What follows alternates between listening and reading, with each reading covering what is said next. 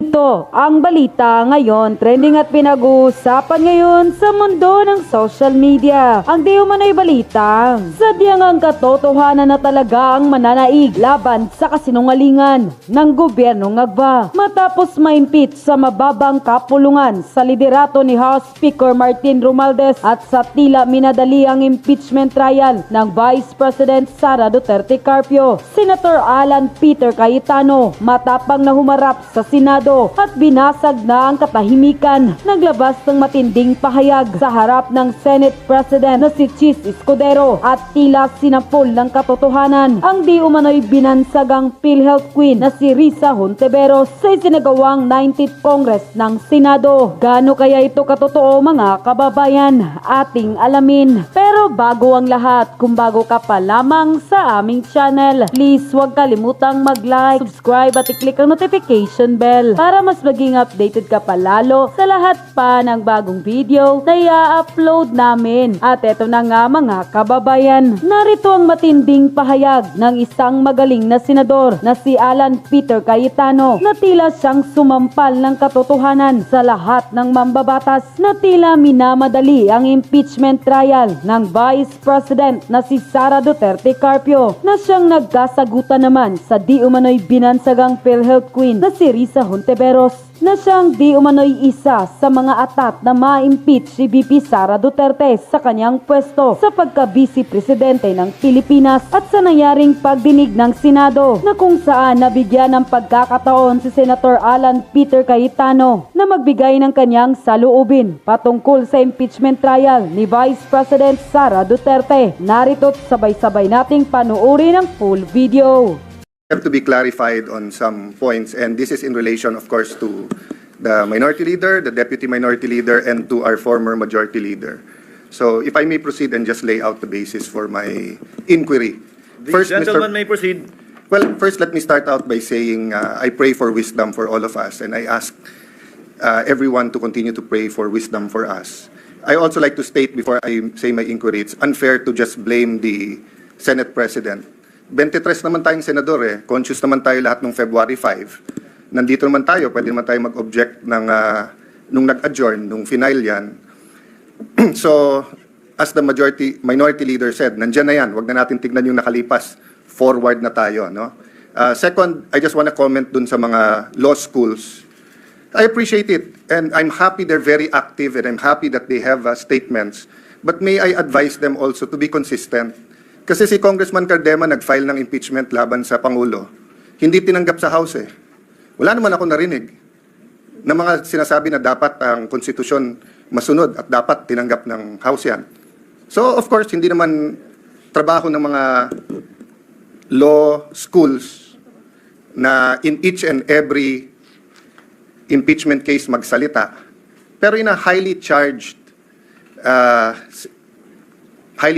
environment. Can you imagine, Mr. President, during the campaign, sa mismong media interviews ng top news channels natin, tatanungin yung kandidato, pag kayo nanalo, are you for or against the impeachment case?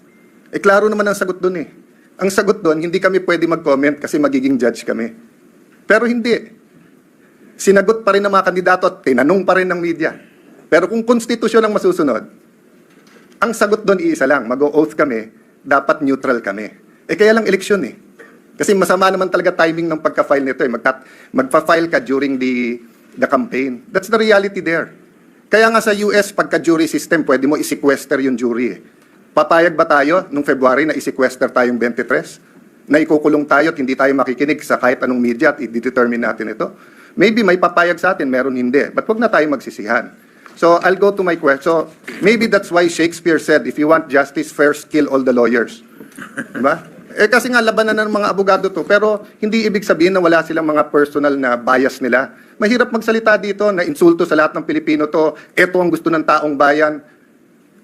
Ang daming lugar sa buong Pilipinas yung Duterte nanalo ang kampanya nila, wag ituloy yung impeachment So, sasabihin ko ba na yun ang will ng tao? Pero kung titingnan ko naman lahat ng comments ngayon sa Facebook, sa SOCMED, gusto naman ituloy. Pati si Vice President Sara, sabi niya, I want to be held accountable. So sabihin ko, yan ang gusto ng taong bayan. Napakahirap po nung sitwasyon natin. That's why we need wisdom.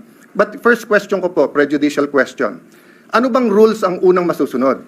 Rules ng Senate o rules ng impeachment? Bakit to importante at bakit to prejudicial question? Tinitignan ko po kaninang umaga yung comment, allegedly, hindi ko sure, wala naman nakalagay doon na siguradong totoo yun, but meron pong comment ang defense team ni Vice President Sara Duterte. Correct me if I'm wrong, Senator Bato, Senator Bongo, my good friend, my brother, Senator Robin, kasi hindi ko alam kung official yon. To paraphrase, ang sabi nila, hindi magandang mag-comment sila, but they'd like to reiterate na tingin nila labag sa konstitusyon yung impeachment complaint na to dahil ito'y pang-apat at lumalabag to sa isang complaint sa isang taon. Okay. Kung yun ang stand nila, sino po ang hihimay sa issue na yan? Ang plenary ba under the Senate rules? Or yung impeachment court under the impeachment rules? Bakit ko po ito sinasabi? Kung may pinadalang bill ngayon yung House of Representatives, halimbawa dyan sa 200 pesos, at second reading pa lang halimbawa siya, pag ni-refer natin sa Committee on Rules natin yan, magbabay-cam na ba kagad tayo o sasabihin natin, sandali lang, second reading pa lang sila, kailangan mo ng third reading pa lang. Ang sinasabi sa akin ni Senator Villanueva ngayon, pinadala lahat ng records except for the bill that they passed. So we cannot act on the 200 peso minimum wage, additional sa minimum wage. But that's my point, Mr. President. Sino po magde-decide? Tayo po ba as senators o tayo as senator judges? Kung nilabag ang konstitusyon doon. And doon naman ako sumasang-ayon sa mga law schools. Let's proceed. Let's look at it. But yun nga ang question. Yung complaint ba is firm, legal, according to constitution, or may constitutional infirmity ito? My last question is just a question of logic. Nag-move yung ating minority leader na to convene na as a impeachment court. Yung ating deputy, sabi niya, hindi na kailangan magbotohan. Eh, pag nag-move ka, may botohan. So, sino masusunod sa dalawa? Why do I say this? I'm saying it not because it's funny that one will move and then kailangang magbotohan and the other one will move na magbotohan. Eh, kung matalo botohan, eh, sabi niya, hindi kailangan ng botohan eh. I say this for a simple practical reality. When you say the Senate, it is composed of 24 or in this case, 23 senators. So pag sinabi mong gumalaw ang Senado, ibig sabihin po, either walang nag-object or may botohan at yung majority masusunod. I cannot say right now, like Senator Villanueva, that I'm 100% in agreement with Senator Coco and Senator Risa. I can tell you I'm in agreement with certain things they've said. For example, Mr. President, it's our constitutional duty, kailangan mag-proceed. We should have done it earlier. But again, I won't blame you, I won't blame them, I'll blame myself. I could have written you a letter. I could have said na February, mag-ano na tayo. But let me just explain that one point. Why didn't I write you a letter, Mr. President? Kasi pag Pangulo yung ini-impeach, every single day na nandyan, kung totoo ang allegation sa Presidente, we all suffer. The country suffers, our institution suffers, accountability suffers. Pero pag Vice President, especially ngayon, hindi naman siya binigyan ng ibang trabaho eh. Wala naman siya sa kabinete. Yes, I want accountability. Pero between today and Wednesday, I'd rather pass yung Konektadong Pinoy at saka yung e-government at lahat ng ibang bills na naka-pending dyan. So, Mr. President, may I end by reiterating the question. Do we follow first the rules of the Senate or do we go into the impeachment court? Sino magde-decide nung allegations ng defense na na-violate ang Constitution sa one impeachment per year? The second is just to continue my observation, Mr. President. I agree with many here. Wala tayong choice, forthwith. But I disagree na sa Tagalog, agad-agad ang forthwith.